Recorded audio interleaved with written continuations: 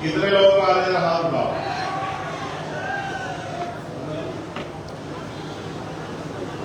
जय सतनाम।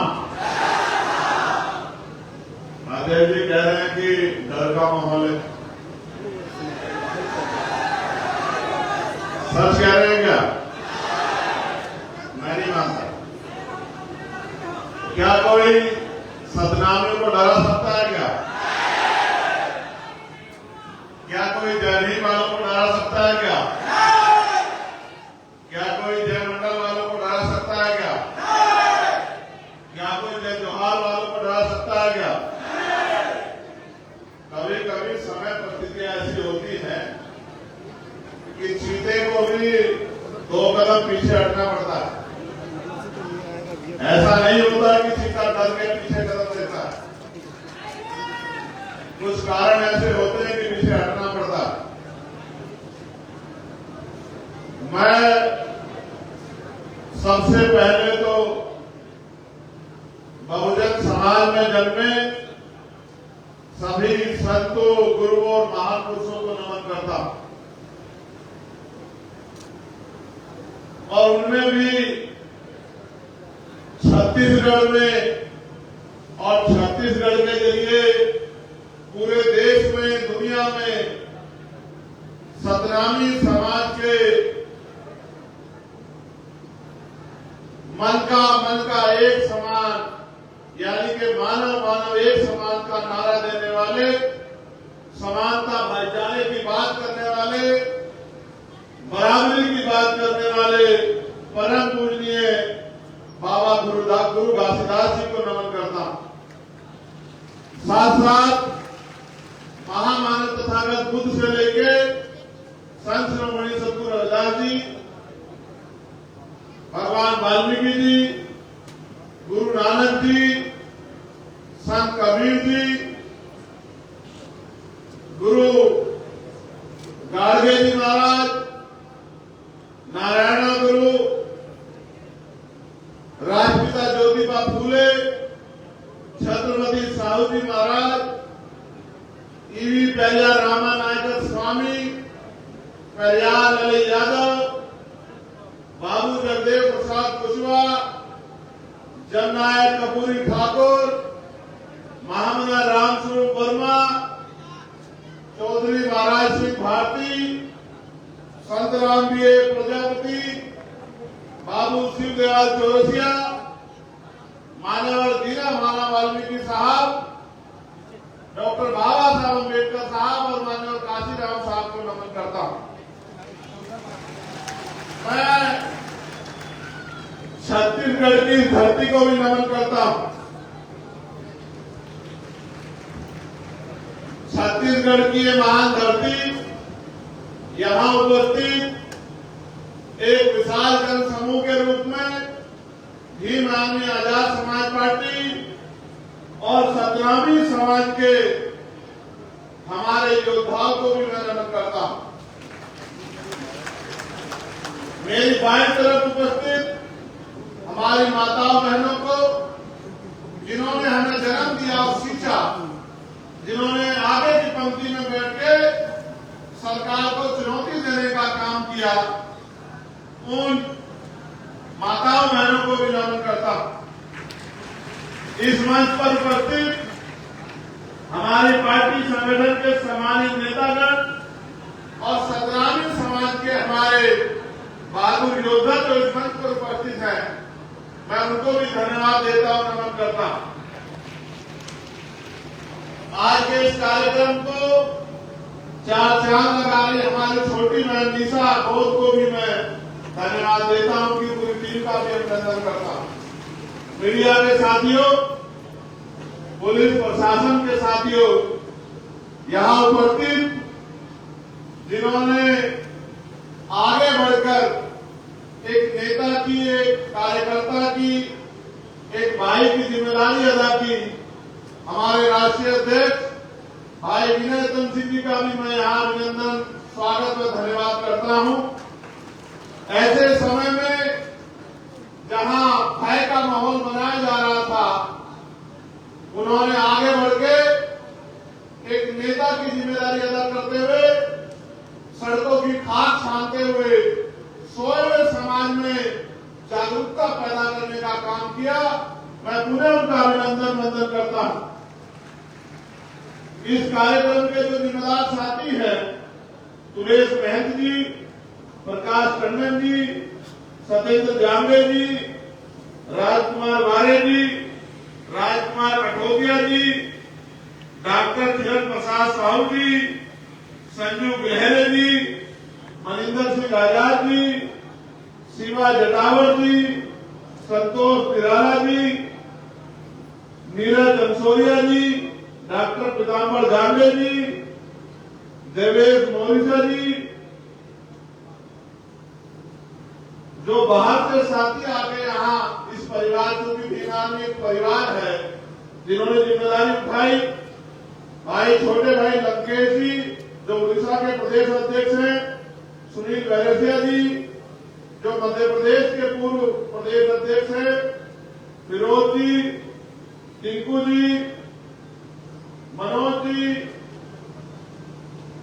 आकाश बोस जी, वीरेंद्र कुरे जी, पीताम्बर जांबे जी, मनोज बंजारे जी, आज के जो मुख्य अतिथियों की लिस्ट में संतोष निराला जी, ओम प्रकाश कुरे जी, मोनी कठोदरे जी, नरोत्तम बंजारे जी, आकाश बोस जी, हेमंत खूंटे जी और प्रदीप जी का भी मैं धन्यवाद करता हूं। भाई ये माइक अच्छा नहीं, ये गला पकड़ रहा और आप जानते हैं मैं गला नहीं पकड़ने देता किसी को।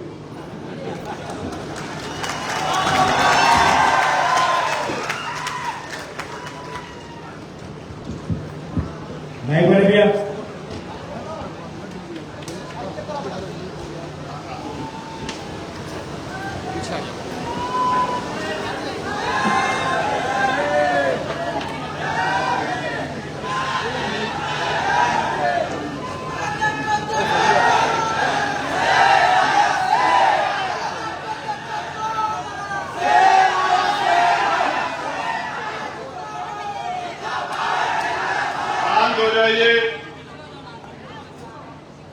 जब मैं उधर था तो उधर वालों को अच्छा लग रहा था, इधर वालों को अच्छा कम लग रहा था। अब मैंने सोचा क्योंकि ये वो धरती है जहां बराबरी की बात हुई है, जहां से बराबरी की समानता की बात गई है, तो उधर वालों को अच्छा लग गया, अब इधर वालों को भी अच्छा लगना चाहिए। साथ साथ इस मंच पे अनेक ऐसे लोग बैठे हैं जिनके परिवारों से कोई ना कोई साथी जेल में है। किसी का पति है, किसी का भाई है, किसी का बेटा है, किसी के पिता है, और भी जो है तमाम तरह के रिश्तों में जो जो लोग बंधे होते हैं, उस तरह का पूरा परिवार इस मंच पर मौजूद है। जो साथी हमारे जेल में है, मैं उनके प्रति भी अपना सम्मान प्रकट करता हूं। वो कोई चोरी करके, कोई लूट करके, कोई ठगी करके, किसी को धोखा देकर जेल में नहीं गए हैं। उनको साजिश करके और सतनामी समाज के सम्मान की रक्षा करने की जो लड़ाई उन्होंने लड़ी है, उनका मनोबल तोड़ने के लिए, और जैसा मैंने पिछली बार भी कहा था कि उनको डराने की नीयत से जेल भेजा गया है। क्रांतिकारियों के लिए जेल गहना होती है, क्रांतिकारी जेल में डरते नहीं है। मैं धन्यवाद दूंगा छत्तीसगढ़ की सरकार का, माननीय अध्यक्ष जी, उन्होंने जो किया है, आने वाले 1 साल बाद उनको पता लगेगा। जो लोग जेल काट के आएंगे उनको डराने वाला कोई नहीं होगा। मेरी बात को आप याद रखना। हमारे लोगों में मुकदमे और जेल का डर होता है। ये मुकदमे और जेलों का डर निकालने का काम जो इस सरकार ने किया है, मैं गारंटी से कहता हूं, एक तो भीम आर्मी का नौजवान, सतनामी समाज का नौजवान योद्धा पहले फौलाद है, और अब जब वो जेल काट के आएगा और जेल को देख के आएगा कि जेल कुछ होती नहीं है, जेल में इंसान ही रहते हैं, और वो जेल से जो दर्द लेके आएगा, मैं गारंटी से कहता हूं कि वो एक दिन भी प्रदेश में आएगा कि आज जो लोग जेलों में हैं और यहाँ मंचों में बैठे हैं, मैं गारंटी देता हूं कि यही लोग छत्तीसगढ़ की सरकार चला रहे होंगे। मेरी बात को आप याद रखें। ये क्रांति का रथ है, ये क्रांति का पथ है, ये रुकने वाला नहीं है, ये लगातार बढ़ता जाएगा। जो लोग जेल काट के आए हैं वो और तेजी से काम करेंगे, समाज को जागरूक करेंगे, भाईचारा पैदा करेंगे, एकता बनाएंगे, राजनीतिक शक्ति को समझेंगे कि राजनीतिक शक्ति क्या है।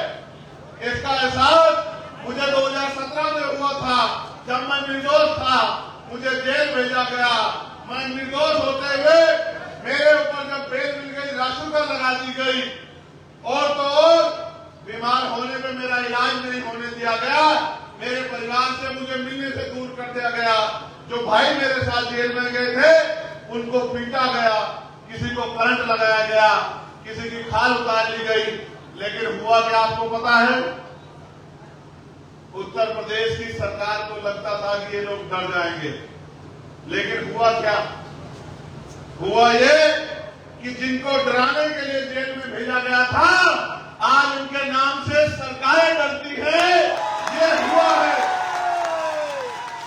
आपको क्या लगता है मुख्यमंत्री जी, आप सरकार का मोहरा बन के सरकार के आदेश में हमारे लोगों को जेल भेजोगे?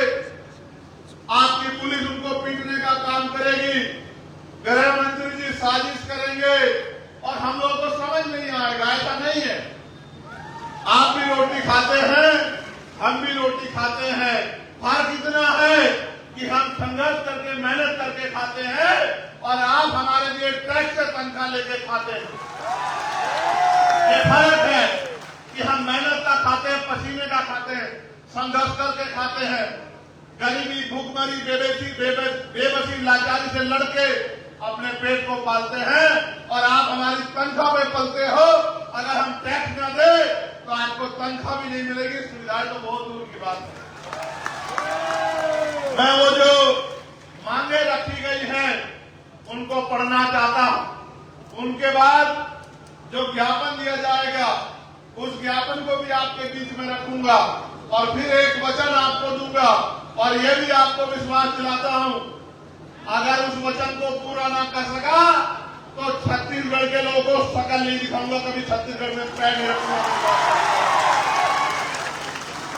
एक ही खूबी है हम लोगों में, हम भीम आर्मी के लोग जब जवान देते हैं तो जान देते हैं, अपनी जवान को छोटी नहीं होने देते। मेरी बात को याद रखना।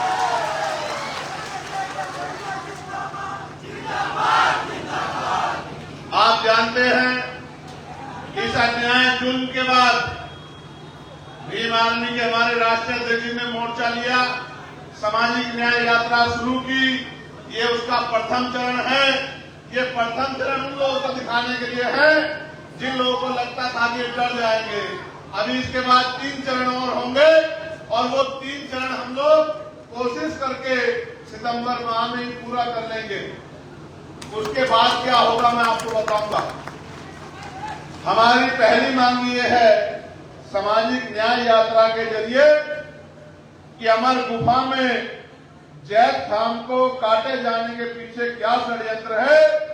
अगर ये सच का सच में ईमानदार है और दोषियों को सच में पकड़ना चाहती है तो उनको इस घटना की सीबीआई जांच करानी चाहिए। बलौदा बाजार में एसपी कार्यालय व जिला कलेक्टर ऑफिस में आगजनी के पीछे क्या षड्यंत्र है उसकी भी सीबीआई जांच इस सरकार को करानी चाहिए। बलौदा बाजार में जैद खान के सम्मान में हुए आंदोलन में गिरफ्तार निर्दोष लोगों को बिना शर्त के रिहा किया जाना चाहिए, ये भी हमारी मांग है। साथ साथ प्रदेश सरकार को प्रमोशन में आरक्षण को लागू किया जाना चाहिए, ये भी हमारी मांग है।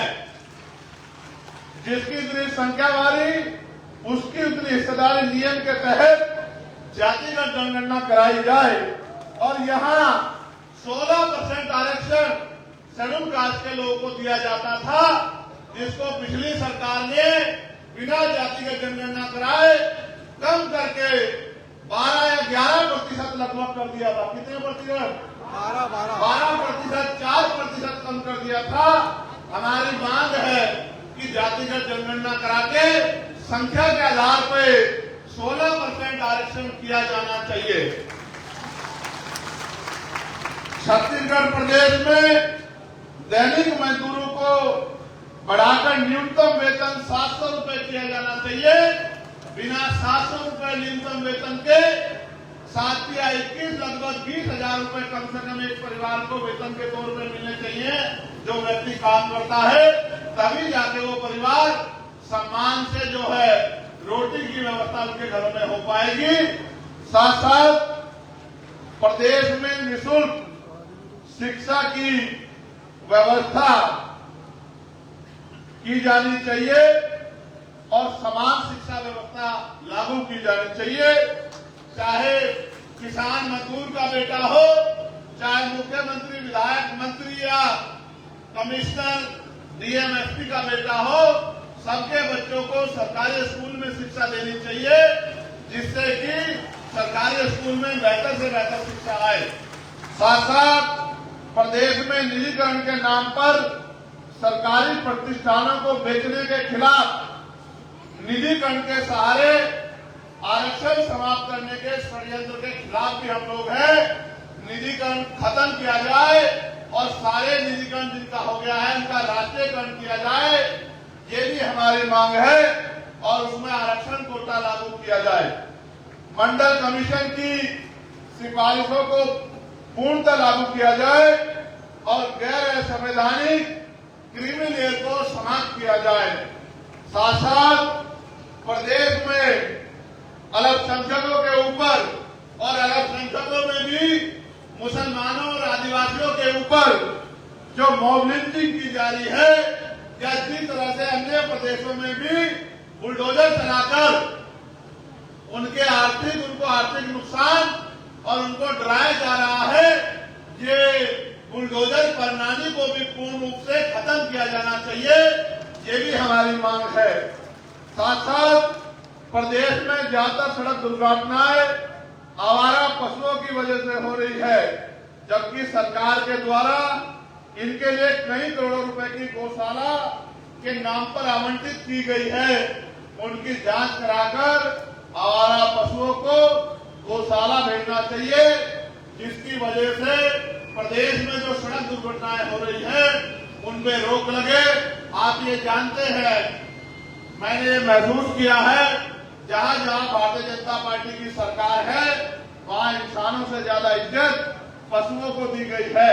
इंसान सड़क दुर्घटना में मर जाए कोई बात नहीं, जानवर को नुकसान नहीं होना चाहिए। हम तो जानवर को भी प्रेम करते हैं, मगर जिस परिवार का कमाने वाला चला जाता है उस परिवार का क्या होता है, सरकार को इनके बारे में भी सोचना चाहिए। सोचिए, अपनी रेंज में कोई परिवार का कमाने वाला चला गया, उसकी पत्नी का, उसकी माँ का, उसके पिता का, उसके बच्चों का क्या होगा?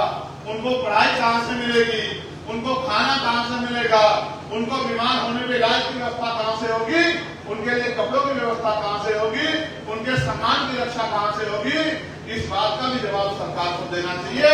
तो पशुओं से प्रेम करें, अच्छी बात है, लेकिन इंसानों से भी प्रेम करना चाहिए, ऐसी मेरी मांग है। साथ साथ गरीबी रेखा से नीचे जीवन यापन करने वालों को जीएसटी से मुक्त करना चाहिए। साथ साथ SC/ST के सर्टिफिकेट पर, देखो मेरी बात सुनो, जातिवाद तो दूर नहीं हुआ, छुआछूत तो दूर नहीं हुआ, इतने बड़े बड़े आंदोलन चले, 17वें आंदोलन, फिर भी जातिवाद छुआछूत है। लेकिन छत्तीसगढ़ में भी और देश भर में भी बहुत सारे लोग SC/ST का सर्टिफिकेट बनवा के सामान्य जाति के लोग और SC/ST के नाम पे नौकरी करते हैं।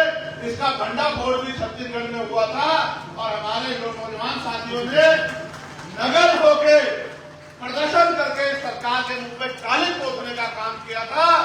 सरकार को इसकी जांच कराई जानी चाहिए।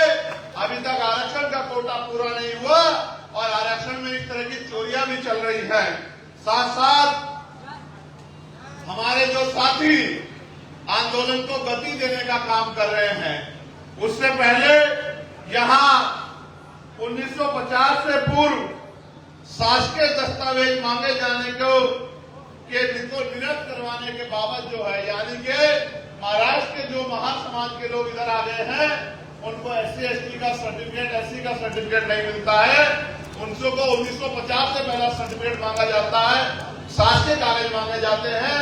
उन्होंने भी ज्ञापन दिया है कि हमें SC का सर्टिफिकेट मिलना चाहिए। एक बात मुझे मीडिया के माध्यम से जरूर कहनी है, हमारे नेता यहाँ मौजूद है, मैं वचन देकर कह रहा हूं, जिन लोगों ने सरकार का मुकाबला करके इस समाज पे जो जुल्म हो रहा था सतनामी समाज पे, उसको रोकने के लिए आंदोलन को गति देने का काम किया, अपनी जान की परवाह न करते हुए आंदोलन को आगे बढ़ाने का काम किया। आज पुलिस के लोग आंदोलन से डरकर उनको डराने का काम करते हैं, उनकी जांच कराने का काम करते हैं। मैं सरकार को भी और पुलिस और प्रशासन को भी ये कहना चाहता हूं, सरकारें आती जाती रहती हैं,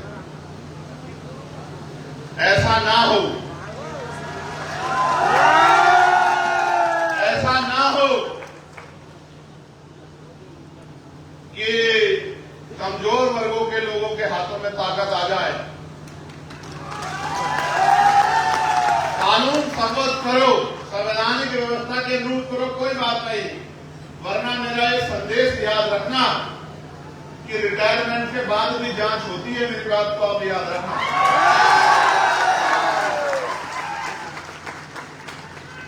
अगर किसी को गलतफहमी हो, मैं मानता हूं सरकार के हाथ लंबे होते हैं, लेकिन जनता से लंबे नहीं होते हैं। ऐसा ना हो, अगर रिटायर हो जाओ तो भी फाइलें खुलवा के तुम्हारी जांच करानी पड़े और मुकदमे लिख के तुम्हें जेलों में ठुसवाना पड़े। मेरी बात को याद रखना, मेरा नाम आजाद है। अगर आज के बाद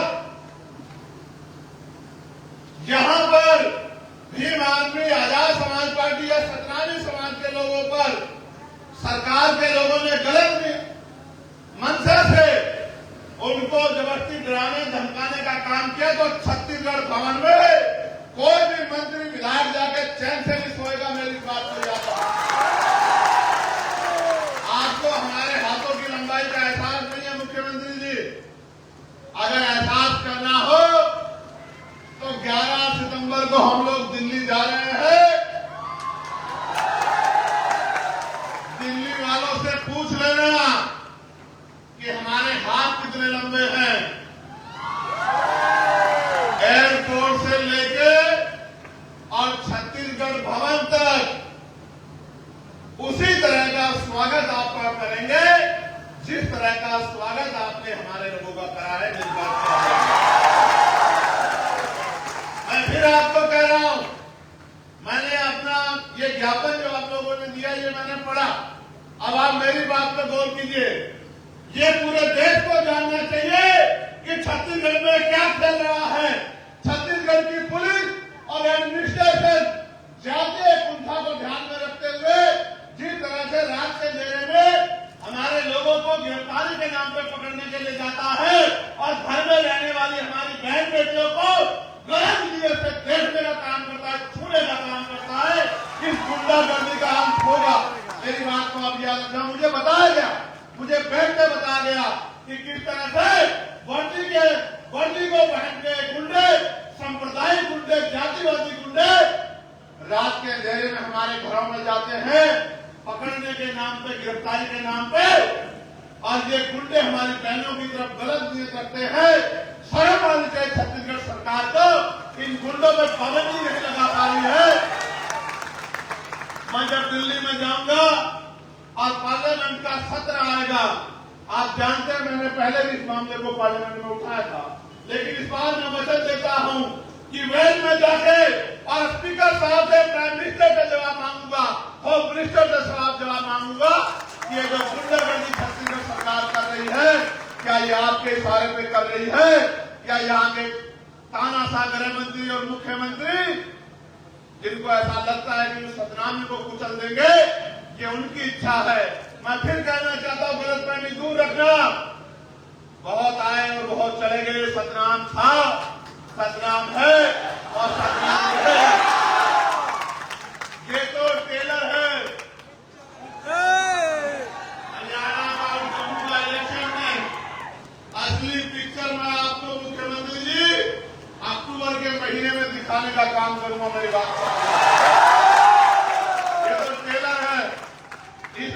काम को राष्ट्रीय जगी ने आगे बढ़ाया है।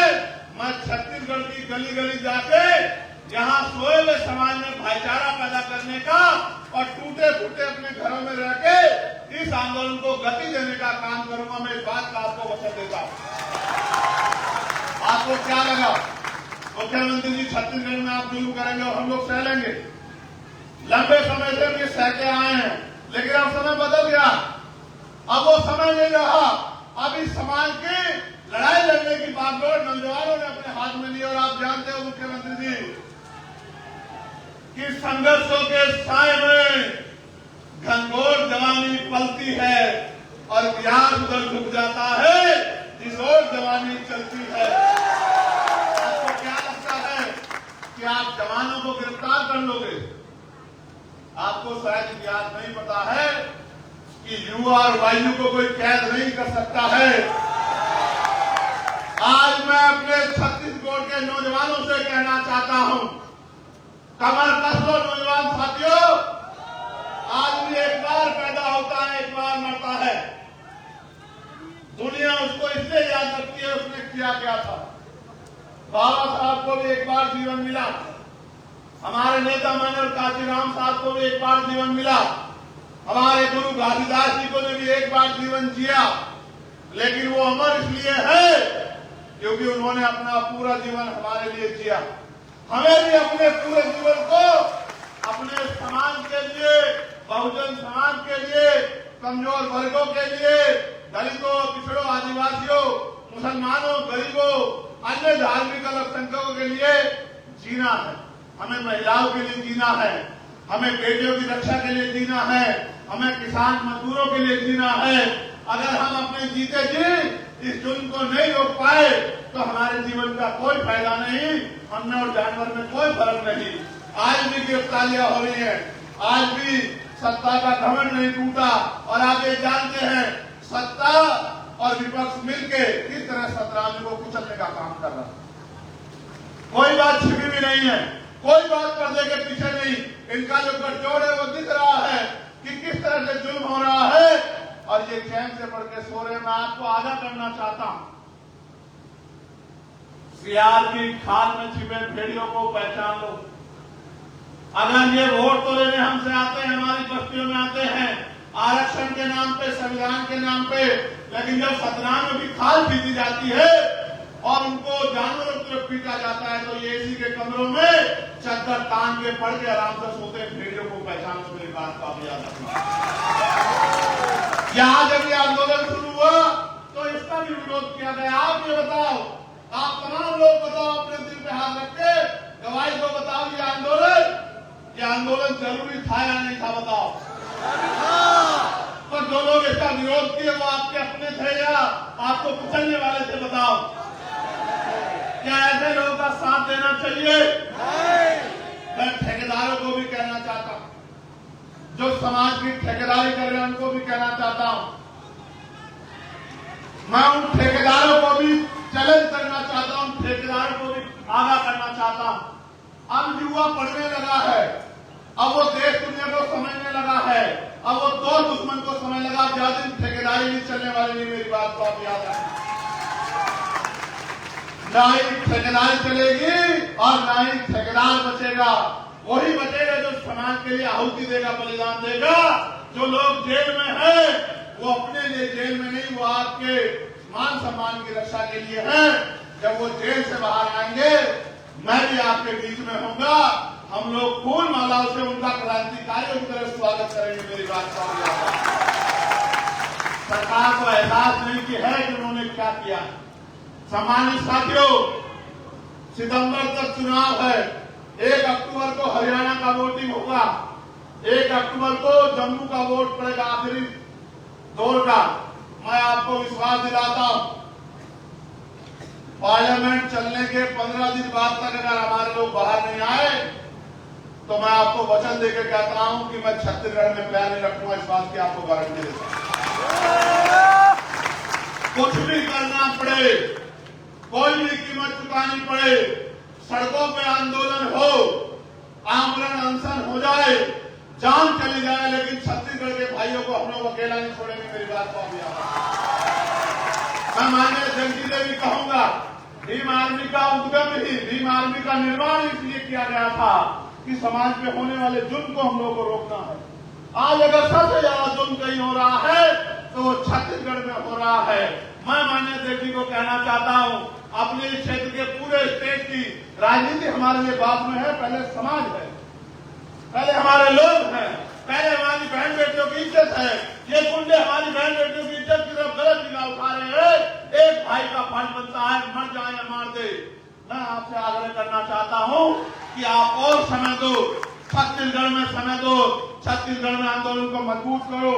जिस तरह से आपने यहाँ पसीना बहाया, अपने 44 साथियों की ड्यूटी यहाँ लगाओ और छत्तीसगढ़ को अपने पैरों पर खड़ा करो। चुनाव तो जब आएगा देखी जाएगी, लेकिन चुनाव से पहले भी सरकारों को ये पता होना चाहिए कि छत्तीसगढ़ में अब सतनामियों में कोई जुल्म बर्दाश्त नहीं किया जाता। सम्मानित साथियों, आप एक बुलावे पे जहां पैसे में लोग नहीं आते, जहां लोग शराब और खाना मांगते हैं, जहां बढ़िया बढ़िया गाड़ियां मांगते हैं, जहां एक तरफ बैरिकेडिंग लगा के आपको डराने का काम किया जा रहा है, वहां आप इतनी बड़ी संख्या में पहुंचे हैं। मैं दोनों हाथ जोड़ के आपका धन्यवाद करता हूं। और ये सरकार को भी ये जन समर्थन देखना चाहिए। आप सोचिए, अभी तो अध्यक्ष जी ने एक इशारा किया था, आने वाले कल में क्या होगा। आप मेरी एक राय को मजबूत करेंगे क्या? जरा हाल उठाकर बताइए। मैं चाहता हूं, जिन लोगों ने हम पे जुल्म किया, जिस सरकारों ने, हम आपस में चर्चा भी कर लेंगे। अभी मैं चाहता हूं उन लोगों का बहिष्कार अब शुरू होना चाहिए। होना चाहिए नहीं होना चाहिए? क्या हमारे घरों के बाद उनके बहिष्कार के बोर्ड लगने चाहिए नहीं लगने चाहिए? क्या हमें उनको बताना चाहिए नहीं बताना चाहिए? आज हम लोग चर्चा करेंगे, इस निकम्मी सरकार को किस तरह उखाड़ फेंकना है, इसकी चर्चा करेंगे। हमें ये सोचना पड़ेगा, जो सरकार हमारे लोग पे जुल्म करेगी, जो हमारे जैत शाम की रक्षा नहीं कर पाएगी, जो सतनामियों को कुचलने का काम करेगी, उस सरकार को सत्ता में बने रहने का कोई अधिकार नहीं मिलना चाहिए। और अगर ये छत्तीसगढ़ में हो गया तो आप मानना कि फिर हमें समझना पड़ेगा कि कहीं ना कहीं हम लोग कमजोर हो गए। क्या आप लोग अपने आप को कमजोर मानते हो? आज ये देखो, मैं लगातार पार्लियामेंट में आवाज उठा रहा था कि भाई किसान का बेटा हो या मजदूर का बेटा हो, राष्ट्रपति, प्रधानमंत्री, मुख्यमंत्री का बेटा हो, चाहे IAS IPS का बेटा हो, चाहे प्रधान से लेकर विधायक का बेटा हो, सबको सरकारी स्कूल में शिक्षा मिलनी चाहिए। एक ही लाइन में इधर प्रधानमंत्री का बेटा बैठे, इधर मुख्यमंत्री का बैठे, फिर मजदूर किसान का बेटा बैठे, इधर रिक्शा चलाने वाले का बेटा बैठे, बराबर में DM SSP का बेटा बैठे। तो बताओ सरकारी स्कूलों में अच्छी शिक्षा मिलेगी नहीं मिलेगी? समान शिक्षा पॉलिसी लागू हो। ऐसे ही चाहे राष्ट्रपति हो या गांव का प्रधान या सरकारी कर्मचारी 4th क्लास का हो या क्लास 1 का, या मुख्यमंत्री राज्यपाल मंत्री हो या विधायक सांसद हो, सबके बच्चों को या उनको भी बीमार होने पे सरकारी अस्पतालों में उनका इलाज होना चाहिए। इससे होगा क्या? इससे होगा ये कि जब एक बेड पे मंत्री जी का इलाज हो रहा होगा, दूसरे बेड पे गरीब किसान का बेटे का इलाज हो रहा होगा, तो डॉक्टर भी समय में मिलेगा, दवाइयां भी अस्पताल के अंदर से मिलेंगी, टेस्ट की मशीनें भी सारी वही होंगी, और तो और गरीबों की जेब कटनी बंद हो जाएगी और अच्छा इलाज जो है गरीबों को और कम कीमत में मिलेगा। इस देश में कब तक गरीब लाचार रहेगा? हमने ये भी मांग करी कि निजी क्षेत्रों में भी SC ST OBC के लोगों को आरक्षण की व्यवस्था होनी चाहिए, क्योंकि निजी क्षेत्रों में भी जो पैसा वो लोग आप कर्ज में देते हो या जो उनका टैक्स और पैसा माफ करते हो, वो सारा पैसा हमारे टैक्स का होता है, जो हम लोग GST के तौर पे या अन्य टैक्सों के तौर पे आपको देते हैं। इसलिए हमने निजी क्षेत्रों में भी आरक्षण की मांग की है। ये छत्तीसगढ़ है, छत्तीसगढ़। इस छत्तीसगढ़ में सतनामियों की क्या हालात हो गई, क्या आप देख रहे हो? क्या कारण नजर आता है आपको इसका? मुझे इसका कारण ये नजर आता है जो डॉक्टर बाबा साहब अम्बेडकर ने कहा था कि political power is the master की, राजनीतिक सत्ता वो चाहती है जो आपकी सारी परेशानियां हल कर देगी। सोचिए, अगर 5 भी एमएलए आजाद समाज पार्टी के होते तो क्या ये निकम्मी सरकार सतनामियों को जेल भेज देती? अगर 5 भी एमएलए या 1 भी सांसद हमारा होता तो जेल के आगे खड़ा हो जाता कि जेल पहले मुझे भेजो, तब मेरे किसी गरीब भाई को भेजना। लेकिन मैं क्या करूं, आपने जाति धर्म देख के निकम्मे लोगों को यहां नेता बना रखा। अरे निकम्मों को हटा दो, और जो क्रांतिकारी जेल की सलाखों के पीछे हैं, जब वो आ जाएं, उनको समर्थन देके उनको आगे बढ़ा दो। फिर देखो, आपकी तरफ कोई आंख नहीं उठा पाएगा मेरी बात पे। मुझे नहीं बनना छत्तीसगढ़ में मुख्यमंत्री, मुझे विधायक एमपी नहीं बनना है, लेकिन दर्द होता है जब हमारे लोग गलत फैसला लेते हैं तो दर्द होता है। दर्द इस बात के लिए होता है कि हम किसी को नुकसान नहीं पहुंचाना चाहते। हम सामाजिक न्याय को मानने वाले लोग हैं, हम भाईचारे को, मानव को एक समान मानने वाले लोग हैं। लेकिन हमारे लोगों के साथ इस तरह का जुल्म हुआ और पिछले 3 महीने में जो अन्याय यहाँ हुआ, वो अन्याय 7 पीढ़ियों दर पीढ़ी हम लोग भूल नहीं पाएंगे। क्या आप भूल सकते हो जुल्म को? मैंने वो वीडियो देखी, मैंने जब जूते से यहाँ के पुलिस के कर्मचारी मेरे भाइयों को पीट रहे हैं, लाठियों से पीट रहे हैं, घरों से पशुओं की तरह खींच के लाके गाड़ियों में डाल दे रहे हैं। माए रो रही है, बच्चे रो रहे हैं, बहनें रो रही हैं, बेटियां रो रही हैं, लेकिन निकम्मी सरकार सतनामियों के ऊपर होने वाले दमन पे हंस रही है, खिलखिला के हंस रही है। जी तो बहुत कुछ करता है, और आप जानते हो मेरी आदत को, बहुत कुछ जी करता है, लेकिन मैं आपसे कहना चाहता हूं, संवैधानिक रहो। संवैधानिक रास्ते से ही हम लोग आगे बढ़ेंगे, और मेरा विश्वास है कि आप मेरी इस बात को समझोगे। मैं आपके मन को जानता हूं, मैं आपको एक इशारा कर दूं तो पता नहीं क्या से क्या हो सकता। मैं जानता हूं आपकी शक्ति, मैं जानता हूं कि छत्तीसगढ़ बंद हो जाएगा, मैं आपकी ताकत को जानता हूं, मैं सतनामियों के झंडे की ताकत को समझता हूं।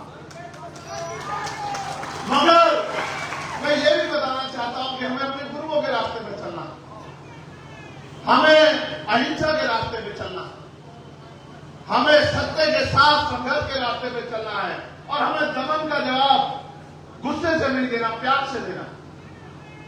मैं आपके गुस्से को समझता हूं, आपके गुस्से जाके सब खत्म हो जाएगा, लेकिन मैं आपसे चाहता हूं कि आप अपने गुस्से को अपनी शक्ति बनाओ, अपनी ताकत बनाओ। जो जुल्म आप पे हुआ है, जुल्म को भूलो मत। इस जुल्म को यहां भी याद रखो, मगर यहां भी याद रखो कि जब आपको दमन किया जा रहा था, जब आपको मारा जा रहा था, जब आपको कुचला जा रहा था, कौन आपके साथ खड़ा था, कौन आपका मजाक बना था, ये भी आपको याद रखना चाहिए। इसलिए मैं आपसे अपील करता हूं, मैं आपसे वादा करता हूं, 1 महीने में ये हरियाणा का, जम्मू का चुनाव खत्म हो जाएगा भाइयों। मेरे कंधों पर जिम्मेदारी है, अगर मैं वहां काम नहीं करूंगा तो इस तरह का जुल्म हरियाणा में भी होगा, जम्मू में भी होगा। मेरे कंधों पर जिम्मेदारी है कि मैं वहां राजनीतिक शक्ति का निर्माण कर लूं, आपके संरक्षण के लिए, आपके लिए संघर्ष करने के लिए, आपकी आवाज उठाने के लिए। बताओ मुझे पार्लियामेंट में सुनते हो नहीं सुनते हो तुम लोग? बताओ सबसे मजबूत है या नहीं आपकी आवाज? बताओ। जब आपका भाई बोलता है तो आनंद आता है नहीं आता है? अब सोचो अगर ऐसे ही लोग आपकी असेंबली में, विधानसभा में चले गए। मैं तो अकेला हूं ना वहां, अकेला हूं ना, लेकिन याद रखना जब अगली बार 5 साल बाद चुनाव आएगा, अकेला नहीं होगा चंद्रशेखर आजाद वहां, मेरी बात को आप याद रखना। और जिस दिन मेरे जैसे 50 लोग वहां होंगे, उस दिन आप देखना आपका हाथ भी फैलेगा किसी के आगे। किसी गरीब की बेटी पे जुल्म नहीं होगा, किसी को भूखे पेट सोना नहीं पड़ेगा, नौजवान का हाथ रोजगार के लिए फैला नहीं होगा, उसके हाथ में रोजगार होगा, मां बहनों का घर तक रोजगार पहुंचेगा, बेटियों का सम्मान होगा, किसानों को उनकी फसल के दाम मिलेंगे, न्यूनतम वेतन 1000 रुपए होगा, गरीबों की जिंदगी में खुशहाली आएगी। लेकिन हम उसके लिए संघर्ष कर रहे हैं। लेकिन आज जो लड़ाई है वो सम्मान की है। मैं आपसे कहना चाहता हूं, माननीय अध्यक्ष जी अगर आदेश करें तो 1 अक्टूबर के बाद ही हम लोग एक हफ्ते के अंदर ही छत्तीसगढ़ भवन का जोरदार घेराव करेंगे। हम छत्तीसगढ़ भवन की दीवारों को हिला देंगे अपनी गूंज से कि जब तक यहां जुल्म करने वाले वो हाथ चुप नहीं हो जाते और हमारे लोगों को रिहा नहीं कर दिया जाता, हम चैन से नहीं बैठेंगे। आप लोग तैयार हो? आगे सामाजिक न्याय यात्रा में सड़कों पर जाके अपनी आवाज को बुलंद करने के लिए तैयार हो? सोए हुए समाज को जगाने के लिए तैयार हो? मैं आपको विश्वास दिलाता हूं, जितने दिन हमारे लोग अंदर हो रह चुके हैं, अब आगे उतने दिन हमारे लोग अंदर नहीं रह पाएंगे। मेरी बात को आप याद रखना। अब आर पार की लड़ाई हो गई है, बहुत हो गया। रायपुर अब लड़ाई आ गई है और मैं 11 तारीख को जो हमारा आंदोलन है, हमारी रैली है दिल्ली में, उस रैली में भी इस मामले को बड़े पैमाने पर हम लोग उठाने का काम करेंगे। मैं आपसे भी आग्रह करूंगा कि आप लोग भी 11 तारीख को दिल्ली आना। अभी से ट्रेन के टिकट खरीद लेना, बाद में सरकारें ट्रेन कैंसिल कर देंगे। आपको बताया 19 ट्रेन कैंसिल की, आपको बताया कि 19 ट्रेन कैंसिल की है, तो एक दिन पहले आ जाना। हम तो किसान तो मेरे लोग हैं, रूखी सूखी खाकर भी आत्म सम्मान की लड़ाई लड़ते हैं। मैं आपसे आग्रह करूंगा, यहाँ के नौजवान साथी एक बड़ी तादाद में दिल्ली जरूर पहुंचे, जो दिल्ली में बैठे लोगों को भी आपके दर्द का एहसास है। मैं मीडिया के माध्यम से मुख्यमंत्री से पूछना चाहता हूं, ये जो आपकी पुलिस जातीय मानसिकता से, सामंती मानसिकता से सतनामियों के घरों में घुस के गिरफ्तारी के नाम पे हमारी बच्चियों को जो गलत मंशा से, गलत दृष्टि से जो ये अपमान करने का काम कर रही है, क्या इसका जवाब आप दे सकते हैं? आप बेटी बचाओ बेटी पढ़ाओ की बात करते हैं। राष्ट्रपति जी ने भी कहा कि बंगाल में बहुत जुल्म हो रहा है, निःशब्द असहनीय। आज कल ही उपराष्ट्रपति जी ने भी लेटर लिखा, लेकिन ये जो नंगा नाच आपकी सरकार में छत्तीसगढ़ में हो रहा है, ये नहीं दिख रहा है सरकार को। ये राष्ट्रपति जी को, उपराष्ट्रपति जी को, प्रधानमंत्री, गृह मंत्री जी को उत्तर ये छत्तीसगढ़ की सरकार का ये गुंडा राज नहीं दिख रहा है। मैं आपको चैलेंज करके कहता हूं, ज्यादा दिन सतनामियों का सामना सरकार नहीं कर पाएगी। मैं अब जब भी दिल्ली में बैठूंगा तो देश को बताऊंगा कि किस तरह का जुल्म जो है वहां यहाँ की सरकार कर रही है। मैं बताऊंगा किस तरह से हमारी बहन बेटियों का अपमान पुलिस कर रही है, और पुलिस अपने आप नहीं कर रही, सरकार के इशारे पे कर रही है। ये बर्दाश्त नहीं किया जा सकता। आप यहाँ इतनी बड़ी संख्या में पहुंचे हो, मैं आपको पूरे धन्यवाद देता हूं। जो परिवार यहाँ उपस्थित है, जिनके बच्चे जेल काट रहे हैं, मैं उन बहनों से भी कहूंगा कि वो मंच पे सामने है परिवार, जिनके परिवार से बेटा बेटी पति भाई जो तमाम लोग जेल काट रहे हैं, उनको यहाँ सामने आना चाहिए। समाज को देखना चाहिए कि क्रांतिकारियों के परिवार कैसे होते हैं, संघर्ष के परिवार कैसे होते हैं, बलिदानियों के परिवार कैसे होते हैं। इन परिवारों को यहाँ क्रमबद्ध खड़े हो जाइए। इन परिवारों को आपको देखना चाहिए, धरना सेठ नहीं है ये। आ जाओ ऊपर, आ जाओ, जो वहां पर परिवार उनका वो सामने आ जाओ, उनको व्यवस्था कराओ ऊपर बुलाने की, जो परिवार के लोग वहां। आप देखो ये छोटे छोटे बच्चे, ये बहने, ये बहते आंसू, ये उम्र आपसे जवाब मांगती है, पूरे देश से जवाब मांगती है, और छत्तीसगढ़ की सरकार से जवाब मांगती है कि क्या ये गुंडागर्दी स्वीकार करनी चाहिए। ये जो बच्चे, ये उन परिवारों के, निर्दोष परिवारों के बच्चे हैं जिनका जुर्म इतना था कि वो यहाँ समाज को जागरूक करने का काम कर रहे थे। क्या अपने लोगों को जागरूक करना अपराध है? अगर अपराध है तो ये अपराध तो बाबा साहब ने भी किया, ये अपराध तो गुरु घासीदास जी ने भी किया, ये अपराध तो माननीय काशीराम साहब ने भी किया, और उनकी संतानें भी करती रहेंगी। मेरी बात को आप याद रखना।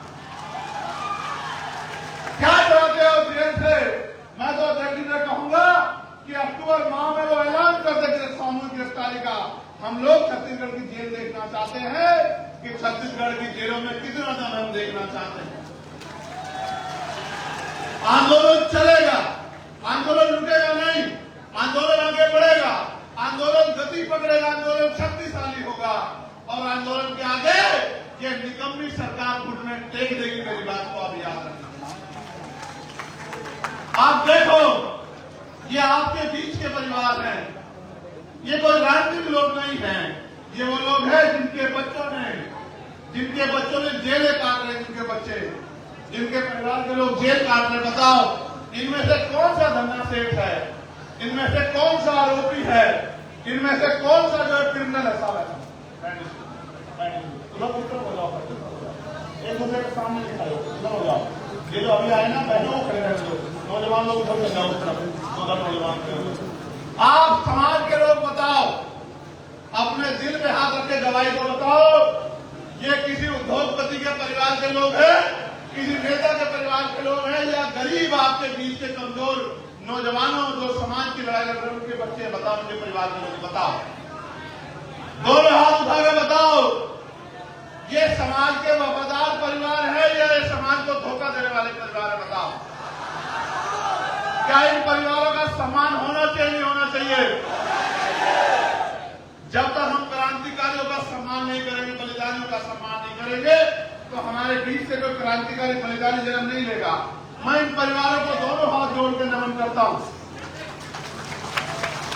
और मैं उनको विश्वास दिलाता हूं, कभी संघर्ष खाली नहीं जाता। आज जो हमारे भाई जेल काट रहे हैं, कल ये समाज उनको इतना सम्मान देगा कि वो MP MLA बन के यहां रायपुर में इनके अधिकारों के लिए लड़ेंगे। मेरी बात को आप याद रखें। जिस दिन वो दिन आएगा तो आपको एहसास होगा कि समाज भूलता नहीं। क्या समाज इनको भूल जाएगा? नहीं भूलेगा समाज। और मैं नरोत्तम, मेरे छोटे भाई नरोत्तम, ओम प्रकाश, मनोज, मैं इन सब के लिए जो आप काम कर रहे हैं, तमाम साथियों के लिए मैं उनको कहना चाहता हूं, घबराए नहीं, बिल्कुल ना घबराए। ये सरकार आपका मनोबल तोड़ने के लिए आपको डराने काम करेगी, डरना नहीं है। एक दिन वो आएगा कि आप सरकार होंगे और ये लोग ऐसे बहुत दूर कहीं कुर्सियों से भी अलग खड़े होंगे। मेरी बात पे याद रखना। गुंडागर्दी कभी नहीं चलती, दमन कभी नहीं चलता। हम तो वो लोग हैं जिन्होंने पानी के पीने के लिए संघर्ष किया। मैं आपसे पूछना चाहता हूं, डर तो नहीं रहे? आपको कोई भय तो नहीं है? अगर आप डर गए, भय लिया आपने, तो उन क्रांतिकारियों को तकलीफ होगी। आप देखना, जिस दिन वो क्रांतिकारी बाहर आएंगे, एक अलग अलग ऊर्जा जो है उनके त्याग तपस्या से छत्तीसगढ़ में पैदा हो जाएगी। आप मेरी बात को, और फिर मैं आपसे कहता हूं, आपका बलिदान ही छत्तीसगढ़ को पैरों पर खड़ा करेगा। आजादी की कीमत चुकानी पड़ती है, आजादी मुफ्त में नहीं मिलती है, अधिकार मुफ्त में नहीं मिलते, उसकी कीमत चुकानी पड़ती है। बाबा साहब अम्बेडकर ने अपने 4 बच्चे कुर्बान किए हैं। आज आपका परिवार भी उसी श्रेणी में जा रहा है जिस श्रेणी में संघर्ष के आप समाज को फल मिला।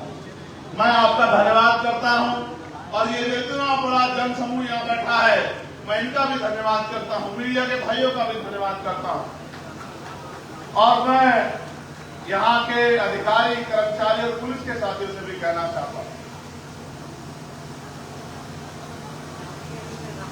करो जितना जुल्म कर सकते हैं।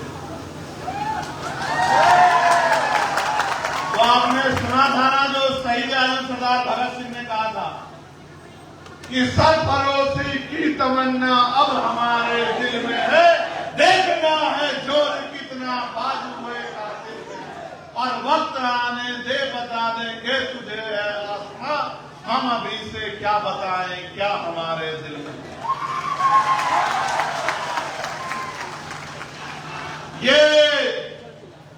ये नीला झंडा नहीं है, नीला कफन है।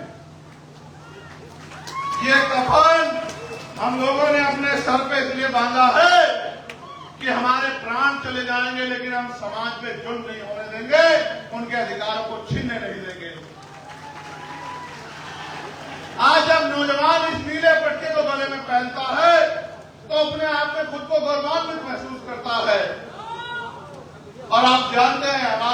झंडा भी सफेद और नीला है। सफेद हमारे गुरु घासीदास जी का रंग और नीला हमारी क्रांति का रंग, और क्रांति और ये शांति का रंग मिलकर जो है ऐतिहासिक बदलाव छत्तीसगढ़ में करेंगे, ऐसा मेरा विश्वास है। मैं आपसे कहूंगा कि अब आप सब लोग जब जब आपको ऐलान किया जाएगा और आपको बुलाया जाएगा, जब जब सड़क पे संघर्ष होगा, जब जब सामाजिक न्याय यात्रा आपके क्षेत्रों से गुजरेगी, तो आप लोग क्रांतिकारियों का फूल मालाओं से स्वागत करोगे, ऐसा मेरा विश्वास है। बताओ, करोगे नहीं करोगे? कोई नाम पूछने लग जाएगा पुलिस का आदमी, आधार कार्ड देखने में डर तो नहीं जाओगे? पक्का? यहाँ सम्मानित अधिकारी आए होंगे, मैं राष्ट्रीय अध्यक्ष से आग्रह करूंगा, अगर वो आगे हैं तो वो ज्ञापन पत्र जो है सौंप दें। और मैं